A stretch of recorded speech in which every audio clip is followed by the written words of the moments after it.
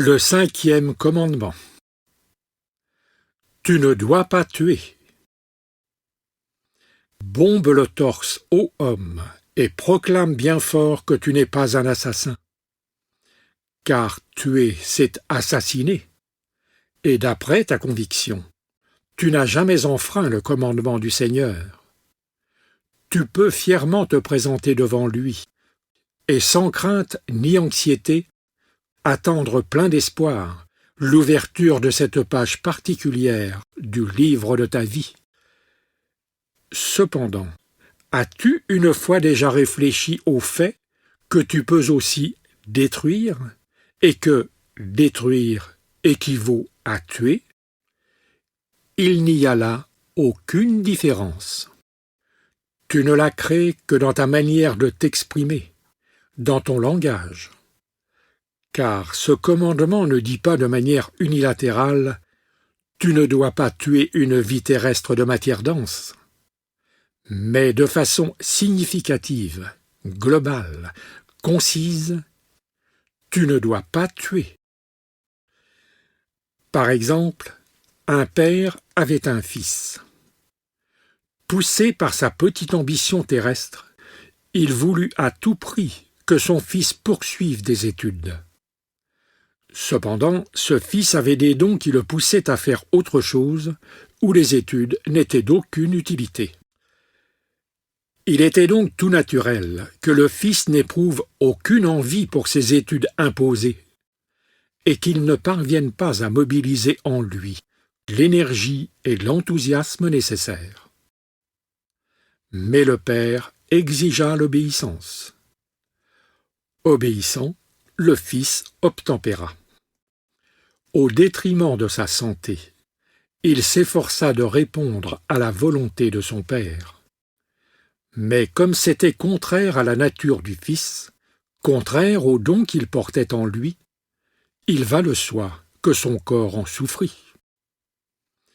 Je ne veux pas poursuivre davantage sur ce cas qui se répète si souvent dans la vie terrestre.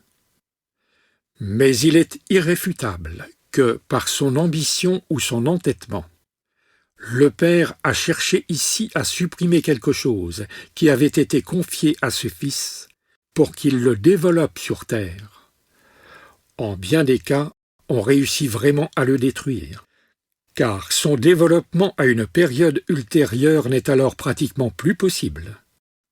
Parce que, pour ce faire, la plus grande partie de la force saine a été brisée au meilleur moment, gaspillée frivolement pour des choses étrangères à la nature du garçon. Le père a ainsi gravement transgressé le commandement « Tu ne dois pas tuer ». Sans compter que par sa manière de faire, il a peut-être privé l'humanité de quelque chose que le garçon aurait pu lui apporter pour son plus grand profit. Il doit cependant considérer que même si le garçon peut avoir, ou a, un lien de parenté spirituelle avec lui ou avec la mère, il demeure néanmoins devant le Créateur une personnalité individuelle qui a le devoir de développer pour son propre bien les dons qu'il a reçus sur terre. De surcroît, peut-être était-il ainsi accordé au garçon, par la grâce de Dieu, de dénouer un lourd karma en inventant quelque chose qui, en un certain sens, est très utile à l'humanité. La culpabilité de cet empêchement pèse lourd, tout particulièrement sur le père ou sur la mère, qui ont placé leur mesquine vue terrestre au-dessus des grands fils du destin et ont ainsi abusé de leur autorité parentale. Il n'en va pas autrement lorsqu'au mariage de leurs enfants, les parents sont capables de laisser dominer les petits calculs terrestres issus de leur intellect. Combien de fois la plus noble des intuitions de leur enfant est ainsi étouffée sans le moindre scrupule, lui apportant l'absence de soucis matériels, mais en même temps la souffrance psychique, qui est plus décisive pour l'existence de l'enfant que tout l'argent et les biens terrestres.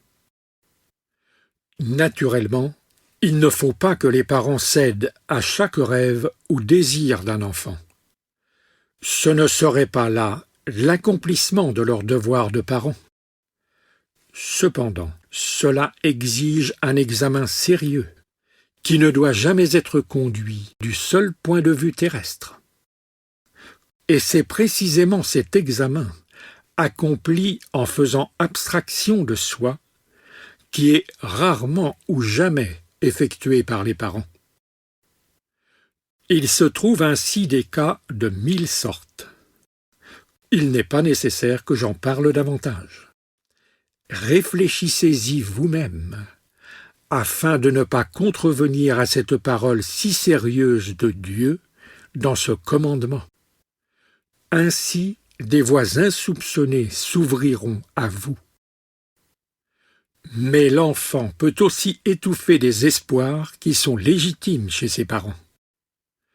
Quand il ne développe pas les dons qu'il porte en lui, comme il le faudrait pour réaliser de grandes choses, alors que les parents bienveillants ont laissé l'enfant choisir la voie qu'il se proposait de suivre. Dans ce cas aussi, il arrive à supprimer les aspirations nobles de ses parents, et il a gravement transgressé le commandement. Il en est de même lorsque l'être humain trahit en quelque façon une amitié véritable ou la confiance accordée par un tiers. Il tue et lèse ainsi en l'autre quelque chose qui recèle vraiment la vie. C'est là un manquement à la parole divine. Tu ne dois pas tuer. Cela lui garantit un destin néfaste qu'il devra dénouer. Vous voyez que tous les commandements ne sont que les meilleurs amis des êtres humains pour les préserver fidèlement du mal et de la souffrance. C'est pourquoi aimez-les et respectez-les comme un trésor qui, si vous le gardez, ne vous apporte que de la joie.